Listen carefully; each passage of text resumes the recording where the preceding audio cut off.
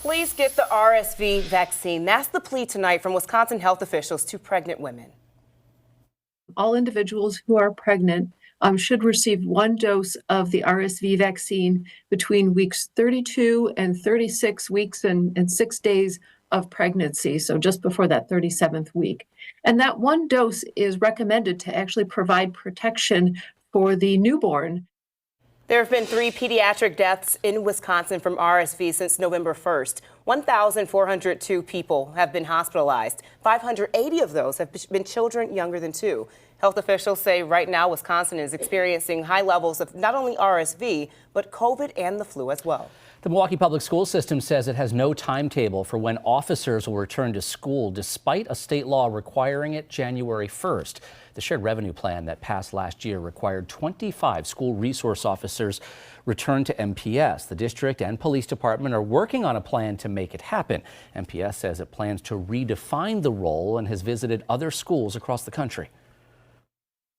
Prior to this, we had a hand-picked team of people who was part of this program.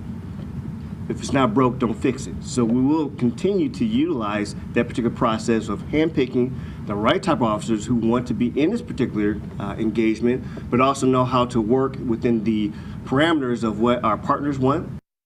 MPS says it will finalize a plan and present it to the school board, but did not say when.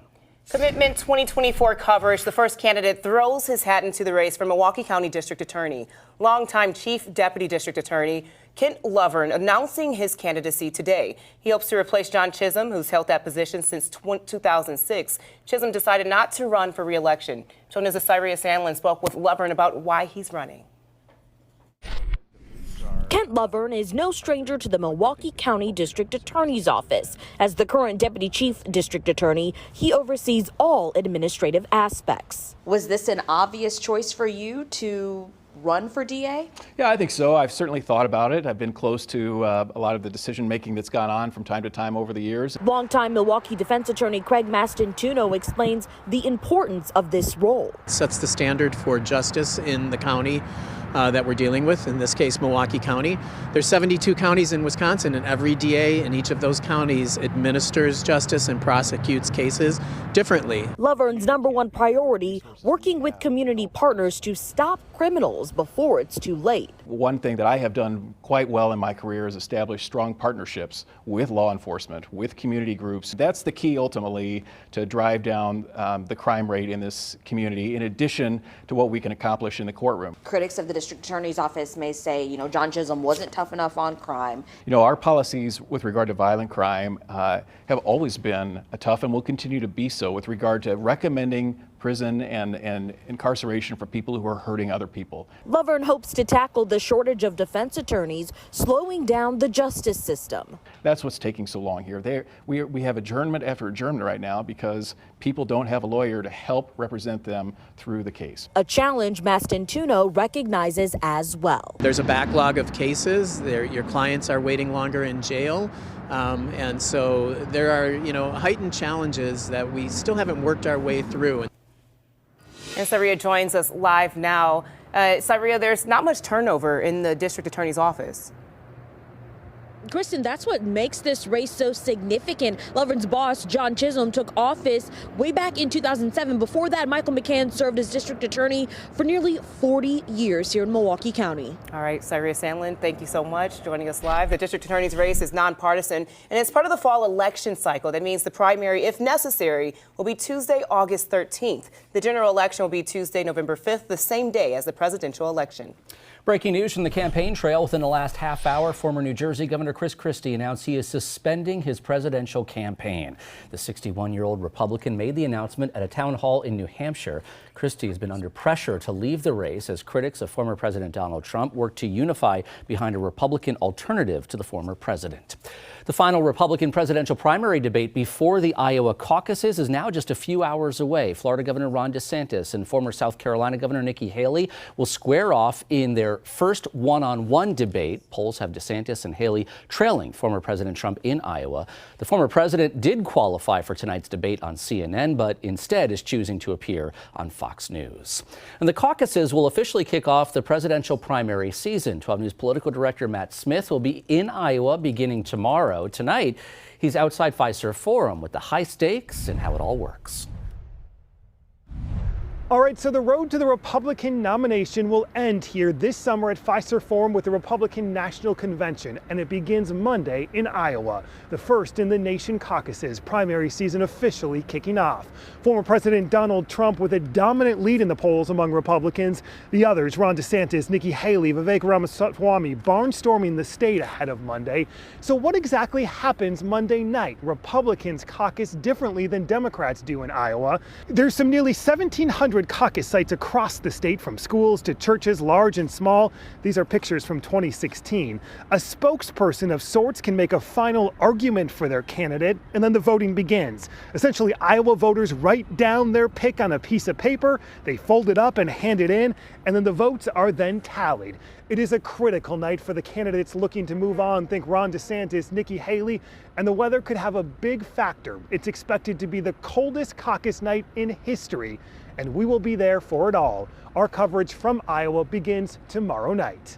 For now, reporting from Milwaukee, I'm Matt Smith, WISN 12 News. As Matt said, he'll bring us live exclusive coverage beginning tomorrow night, leading up to Monday's Iowa caucuses. That includes a special edition of Upfront Sunday morning at 9 right here on WISN 12. The Green Bay Packers back on the practice field ahead of Sunday's big playoff showdown with the Dallas Cowboys. The youngest team in the league will face their old coach, Mike McCarthy. 12 Sports' Stephanie Sutton is live at Lambeau. Steph, this is just the latest twist between these rivals.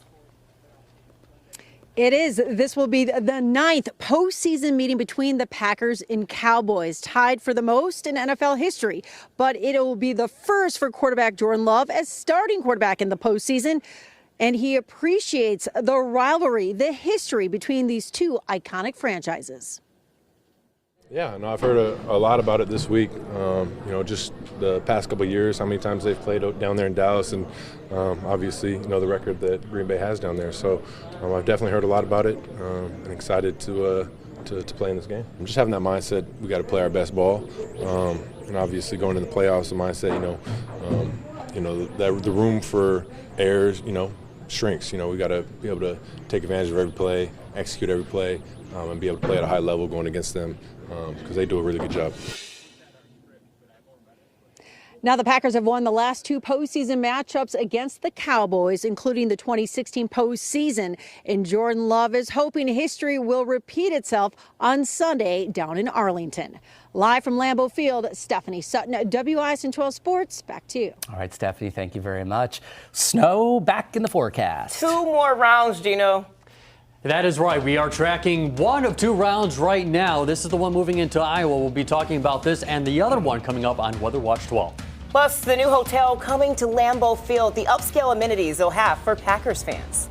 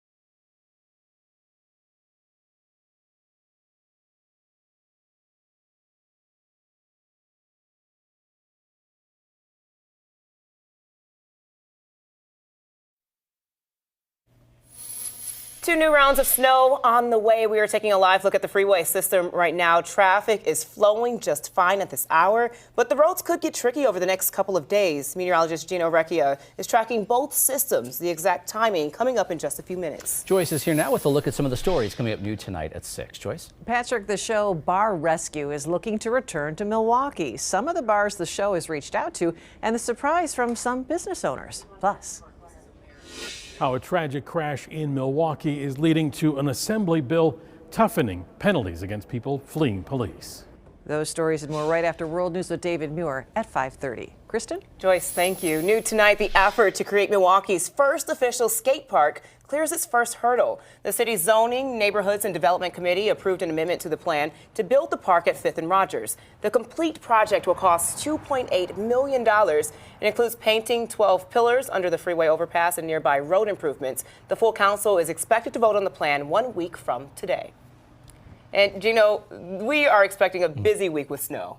And it really comes after such a quiet winter leading up to it. It really has. We knew something would happen, and here it is. It's this week in January. We've got quite a few systems on the way. First, we're talking about the system for tonight. Then we've got another one for Friday into Saturday after just finishing up what we dealt with yesterday. A quick 1 to 2 inches tonight. Then we've got that other system on Friday. This will probably be the biggest system of the three this week with a lot of cold air behind it. So get ready for a little taste of some Arctic weather. Here's the system right now. We've got some light snow showers moving across Iowa, the area of low pressure, well up towards North Dakota, all moving slowly to the east. Snow won't be here until about 9-10 o'clock or so. So if you got maybe something to run out to the store, get something for breakfast or dinner for tomorrow, you're fine for the evening. But here we are at 9 o'clock tonight, starting to see some of that snow encroaching from the southwest, then turning more widespread as we head into the overnight and continuing into tomorrow morning. So Lindsay will be monitoring the radar and the road conditions for you folks as you wake up tomorrow. Make sure to watch us. Then as we head later on into the morning, 8-9 o'clock, the snow is pretty much wrapping up here, and we're going to start to clear out by the afternoon. And it looks like maybe, if you're lucky, a peek of some sunshine. 1 to 2 inches area wide. From even this morning, the system tracked just a little bit further south. So we've got a whole area wide, 1 to 2 inches, just a nice coating, even along the lake shore, because winds are coming in off the lake this time around. And then we'll focus on our system off towards the west. We've got winter weather headlines extending from the central plains all the way through Wisconsin, northern Illinois, and Michigan. It looks like this system will grab a lot of moisture from the Gulf of Mexico. Snow starts to move in here late morning hours on Friday, but it looks like it starts to intensify by the afternoon. Evening commute, overnight commute Friday into Saturday morning. That's going to be the worst of the storm, and then the snow starts to taper off as we head into Saturday morning. But the winds, that is going to be causing a big issue with a lot of blowing and drifting on this system that could cause some issues out on the roads. Wind gusts coming in off the lake initially. Look at these wind gusts up towards 40 miles per hour right along Lake Michigan, and then they'll start to teeter out, coming in mainly more so out of the north as we head later on into the day. And guess what happens behind this system? Temperatures right now in the 30s, but look what's coming in our way.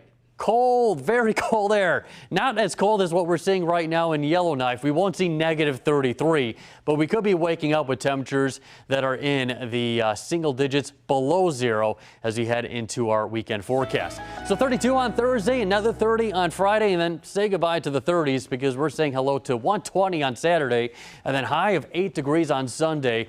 I would suggest if you can, clean your driveway after this storm system wraps up Saturday morning because then it's just going to turn into a block of ice, and it's not going to be melting anytime soon.